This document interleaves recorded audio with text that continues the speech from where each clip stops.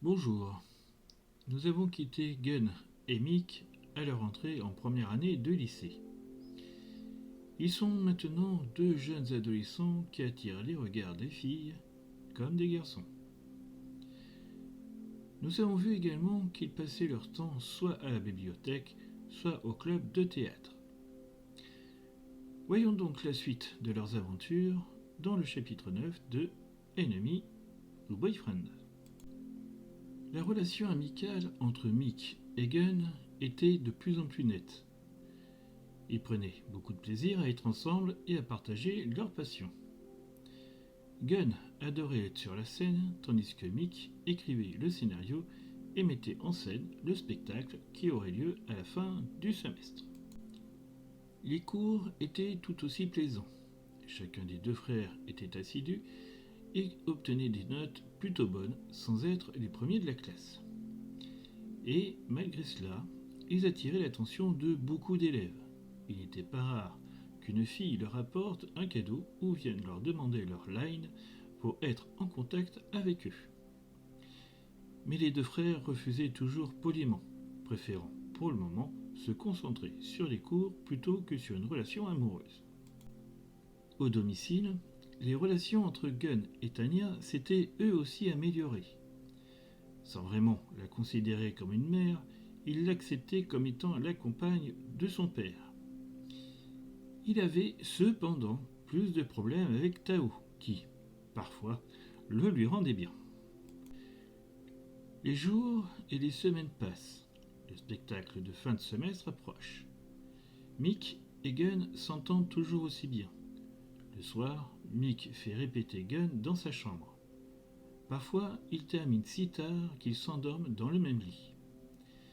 Et en journée, le moindre moment de repos est consacré aux devoirs et aux répétitions.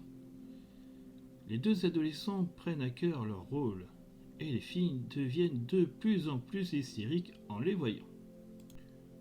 Le journal du lycée les a même cheap ensemble, bien que ni Mick ni Gunn n'avaient fait mention qu'ils n'étaient pas de vrais frères, et consacré nombre d'articles sur eux deux, au grand désespoir des stars du sport qui étaient les capitaines de l'équipe de natation, de volleyball et de basketball.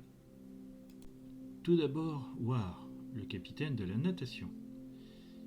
Il avait remporté nombre de coupes et de médailles tant à l'échelon local qu'au niveau national.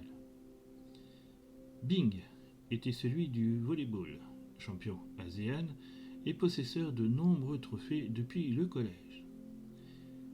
Et enfin Win, de l'équipe de basketball, multiple fois champion des différents championnats intercollèges et interlycées. Tous ces capitaines d'équipe étaient en dernière année et allaient rentrer à l'université à la prochaine rentrée scolaire.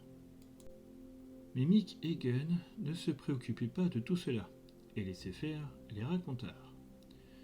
Eux ne cherchaient qu'une chose, rester discrets et vivre à fond de leur passion. Toutefois, Mick, intérieurement, se posait tout de même certaines questions sur qui il était. Gunn, de son côté, ne semblait clairement pas vouloir s'attacher à quelqu'un. La seule personne qui importait pour lui à l'instant présent, c'était Mick. Quand arriva enfin le soir du spectacle, Mick et Gunn étaient nerveux. Ils se demandaient si les spectateurs accueilleraient bien ce qu'ils allaient présenter.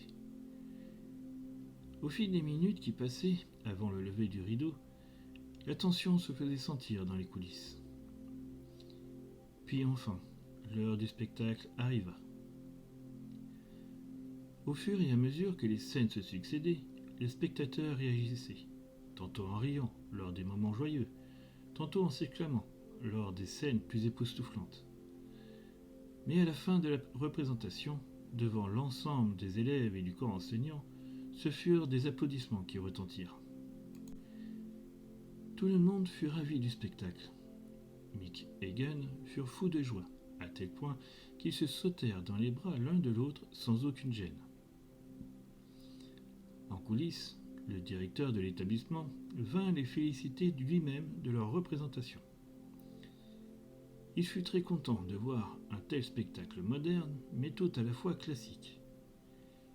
Il félicita plus particulièrement Mick pour le scénario et la mise en scène, mais également Gunn qui jouait le rôle principal du spectacle. Afin de terminer le semestre en beauté, tous les élèves du spectacle purent partir quelques jours en vacances au bord de la mer. C'est ainsi qu'ils se retrouvèrent dans le resort hôtel de la famille Soramonta à Phuket.